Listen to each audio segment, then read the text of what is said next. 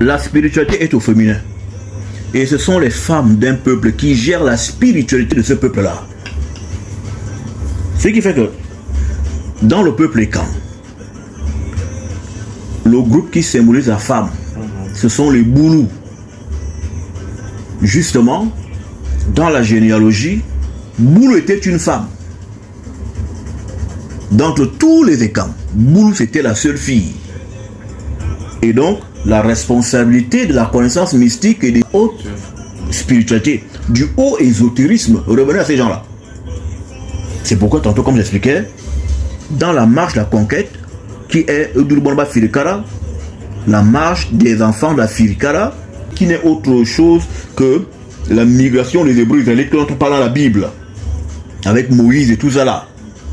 C'est la migration des Bantous. Donc, dans cette migration, dans les Ekans, les femmes étaient devant, parce que les femmes sont les plus forts, les plus robustes et les plus guerriers de ce groupe-là. Et donc, ces plus forts étaient devant.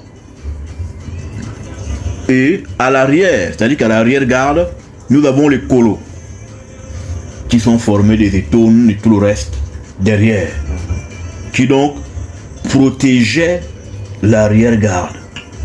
Et au milieu, il y avait les Boulous. Les Boulous qui avaient la responsabilité spirituelle de tout le peuple. C'est eux qui fabriquaient des fétiches de guerre. Parce qu'on ne part pas en guerre si on n'est pas un sorcier. La guerre est d'abord une question mystique. Avant d'aller guerroyer la journée, on guerroie d'abord la nuit. Il faut avoir du ventre pour aller en guerre. C'est-à-dire qu'on te tire, on te lance une flèche, tu disparais. On te tire, tu disparais. Ou tu avales les balles. Oui, la guerre, c'est une question de sorcellerie. Et donc, c'est eux les boules au milieu qui préparaient les armes et qui les envoyaient devant. Aux faiseurs de guerre du devant. Mais aussi pouvaient les envoyer derrière pour renforcer ceux qui sont derrière. Voilà. Pour justement que le groupe soit soudé et avance bonnement vers le soleil couchant. Sinon, vers le soleil levant. Il cherchait le soleil levant. Il cherchait l'Orient. L'Orient, c'est là où Dieu est. D'où quand tu pries, on te dit, oriente-toi vers le Seigneur. Oriente-toi. Donc tourne vers l'Orient. Quand on prie, on tourne vers l'Orient. C'est pourquoi il faut toujours regarder là où le soleil se lève. C'est là-bas que Dieu est. Et l'Orient, c'est l'Afrique. Et ne vous faites pas l'image des cartes qu'on vous présente. Elles ne sont pas vraies. L'Afrique est à l'Orient et au Sud. L'Orient, c'est la naissance de la vie. Le Sud, c'est le triomphe de la vie. Donc, quand les colons sont arrivés, ils ont regardé. Et qu'est-ce qui s'est passé? Ils ont d'abord atteint le peuple Boulou. Une fois qu'on atteint les Boulous qui symbolisent la spiritualité, quand du coup, ça tombe. Les Boulous, il faut juste écouter comment ils chantent. Le don qu'ils ont dans la voix de chanter. Hein? Tu te dis, attends, mais les Boulous aujourd'hui, là, hormis le chant, dans les chorales, quand on sort là, qu'est-ce qu'un Boulou peut te proposer? Aucune connaissance ésotérique. Aucune. Oh, le fort venant, le fort de Jésus-Christ, il faut habiller, il faut mojo, il faut Jésus-Christ. On a effacé sa mémoire. Le bout, il n'y a que ça. Jésus-Christ, Ayova Zambe, Jésus-Christ. Mais on sort de Jésus-Christ là, et Ayova Zambe, il n'y a rien. Ils sont vides. Parce que le projet était que on tue ces gens-là et on tue toute la mystique et quand. Donc il faut que les boules se réveillent. Parce qu'ils ont une responsabilité du groupe auquel ils sont issus. Cette composition-là au niveau des Ekans que je suis en train d'écrire ici, on la retrouve chez d'autres peuples, des groupes bantous et même kamites. Tous ne sont pas responsables de spiritualité là-bas. Il y a ceux qui font la guerre, il y a ceux qui font la cuisine, il y a ceux qui font marcher. Tous ne sont pas responsables de la dimension spirituelle du peuple. Et chez les Ekans, les Boulous, Boulou qui veut dire abourou, hein, couvrir. Hein? Voilà, couvrir. Mais aussi abourou, c'est-à-dire encercler. Mais boulot veut aussi dire hébreu. Comme Ebolo veut dire aussi hébreu, la ville des Hébreux. Il n'y a pas dit le chimpanzé pourri, c'est des conneries des colons. Ebelewo, dans le nom du Congo, ça veut dire hébreu. Ebolo veut dire la ville des Hébreux. Et non le chimpanzé pourri. Donc c'était également les boules qui avaient donc le sceptre. Les boules c'est des cancers qui avaient le sceptre. Parce que la plupart des pasteurs de ce pays, des pasteurs, c'est les boulous, non? Et les chorales, c'est les boulous. Ils sont nombreux. La fait la religion. Ici, il faut aller là-bas. Samolima et Bolova. Ils sont dedans versés jusqu'au cou. Et même quand on me dit que le président est catholique, moi ça m'étonne. Tous sont protestants jusqu'au cou. Quasiment. Parce que ces gens-là ont un mandat spirituel. Mais ils ont été déracinés d'une manière incroyable. Pour que toute la race boulou perde. Il y a souvent eu des guerres fratricides entre les décans. Les boulous n'ont jamais perdu de guerre quand ils se battent contre leurs propres frères. Oui. Ils n'ont jamais perdu de guerre quand ils se battent contre leurs propres frères. Il y a eu une guerre entre les boulous et les Ntoumou. Ils ont toujours triomphé. Des guerres fratricides. Mais comment les gens finalement, quand on voit, on voit apparemment, ça va, ils n'ont pas l'air agressifs, ils sont plutôt bien. C'est les femmes, l'alcool et tout ça. Mais comment vous faites la guerre, c'est vous qui battez. Alors que les Ntoumou, les femmes, c'est eux les guerriers. Pourquoi? C'est eux qui sont dedans. Donc ils sont normalement plus forts que vous les boulous. Mais comment vous qui êtes en arrière-plan, vous battez ceux qui sont devant? C'est la mystique. Voilà. C'est eux, bien. C'est eux qui faisaient les remèdes. Voilà. Et les colos derrière, eux, ils protégeaient les féticheurs du milieu. C'est pourquoi ici, à Yaoundé, ici au Cameroun, on a les colos. Et après, vers la frontière, là-bas, avec le Gabon, on a les boulous, et les Ntoumou, et puis on a les Fang jusqu'à l'estuaire. Tu imagines que le territoire des camps part d'ici, de Yaoundé, à là où il y a les étoiles habitent où là? Les qui? Oui, mais il y a un nom là que qui m'échappe. Obala. C'est là qu'il commence, non? De Obala à Libreville. Voici le territoire des camps. Tout ça là pour un seul groupe d'individus. Et il est très difficile de trouver un autre groupe. Parce que quand ils arrivaient, soit tu te convertis à leur groupe, tu commences à parler leur langue. Si tu n'as pas, ils te tuent. Ils prennent tes femmes. C'est vrai qu'ils ont fait là, vers la frontière Gabon-Cameroun, il y avait des groupes là, qui aujourd'hui sont devenus des groupes pécans. Mais ils étaient pécans avant. On les a convertis. Au Wellington, au Gabon, toute une province, ce sont les Décans. Une province qui était normalement un territoire de pygmées.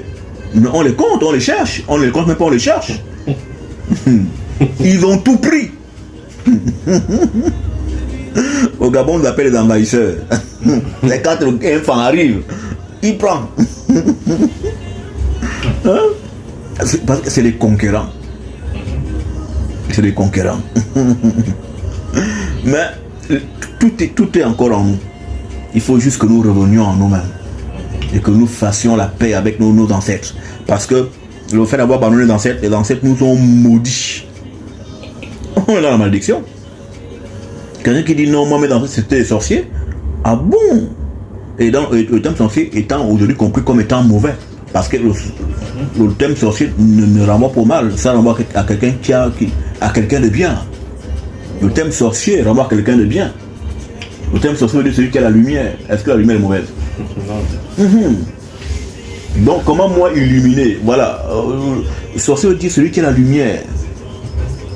Mais aujourd'hui le thème lumière là, cette lumière donc le sorcier est devenu quelque chose de ténèbres, de mauvais. Donc quelqu'un qui était son ancêtre de sorcier, de mauvais, qui tourne le dos à ses ancêtres. Mais il est maudit, vu que ce sont les ancêtres qui sont la lumière qui nous entoure, sur le plan mystique. Ce sont les ancêtres qui nous entourent, lumineusement, sur le plan mystique. Or, si tu refuses tes ancêtres, c'est que tu refuses la lumière ancestrale. Et quelle est cette lumière qui brille autour de nous, qui nous anime? C'est l'aura. C'est l'œil mystique. C'est la lumière intérieure. Celle qui nous conduit. Donc si tu refuses cette lumière qui te conduit, c'est que tu refuses de marcher. C'est que tu refuses de t'accomplir. Et donc, en rejetant les ancêtres, tu refuses d'accomplissement. Tu refuses de te réaliser. Tu refuses d'exprimer le génie qui est en toi. Et c'est pourquoi souvent aussi je dis ceci par rapport aux enfants qui ont grandi sans un père. Ou que le père a enceinté la mère et le père est parti. Et après l'enfant devenant adulte, ils éprouvent une haine contre celui qui a enceinté leur mère et qui est parti. Le sentiment de haine peut être justifié. Mais ils doivent chercher à bien accompagner celui qui a enceinté leur mère.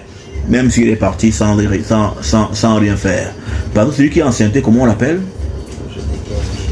Parlez fort. Géniteur. Le géniteur. Géniteur. Dans géniteur, on a le mot génie. On a le mot génie. Et c'est quoi un génie?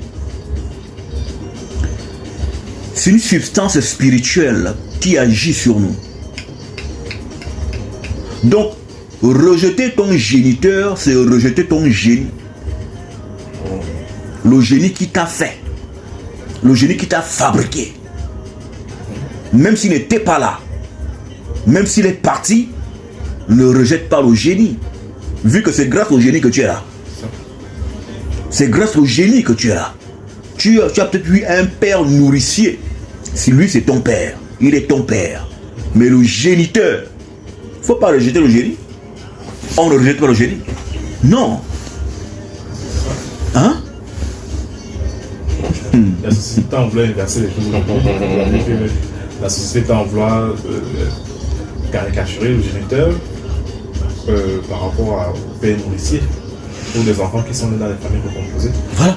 C'est-à-dire que le père nourricier, comme on l'appelle, on dit ce qui donc l'enfant n'est pas celui du géniteur, mais mais l'enfant de celui qui l'a élevé. Ça c'est vrai.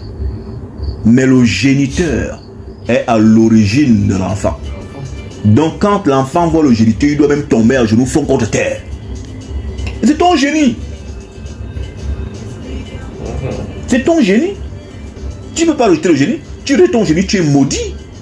Tu dis, mais c'est d'abord lui qui est maudit. Bon, attends, c'est lui, tu as dit non, c'est lui qui a commencé. Oui, mais tu es lui en fait. Tu es lui. Vu que c'est lui qui a éjaculé dans ta mère. Donc tu ne peux pas te renier. Voici le génie là qui t'a fait. C'est lui là. Ce bandit, c'est ce bandit qui a fait. Et du coup, c'est un génie. Il ne faut pas jouer au génie. Non? Qu'est-ce que dit souvent au niveau des génies? Que les génies, parfois, tu joues avec, ils te frappent, non? Bien sûr. Non, les génies, on ne joue pas avec. Géniteur, c'est un génie. Donc il faut les honorer, bien les accompagner, chercher leur bénédiction, même s'il n'y a pas de raison même si vous semblez être accompli. Mais le génie, il ne faut pas le traiter comme n'importe quoi. Hein? J'espère que ce message touchera les hommes et les femmes qui ont grandi sans un père et qui, le gars, du jour au lendemain, il a apparu comme ça, il dit c'est moi ton père. Non, enfin, tu n'es pas le père, tu es le géniteur. Voilà, parce que si quelqu'un d'autre m'a élevé, c'est lui mon père. Mais toi, tu es mon génie. Donc je dois t'honorer. On honore le génie et on honore le père. Maintenant, le génie peut aussi être au père. C'est-à-dire qu'il est le génie, il est aussi le père. Il t'a élevé, il t'a encadré. Et donc c'est un génie qui est père, un géniteur qui est père. Dites.